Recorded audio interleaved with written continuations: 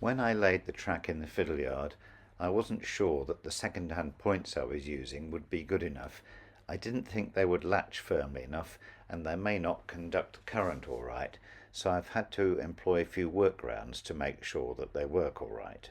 I installed point motors, which may be wired up at some time in the future, but for now we'll operate them manually.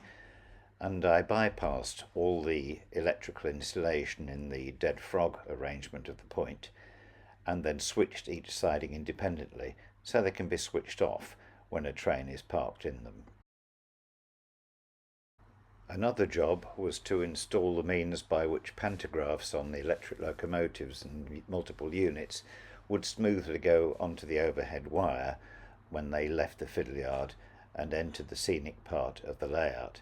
I had experimented with a number of ways of doing this, but came up in the end with this one, which is a piece of stiff wire sloping down and then gently merging side by side with the solid conductor on the top of the tunnel mouth.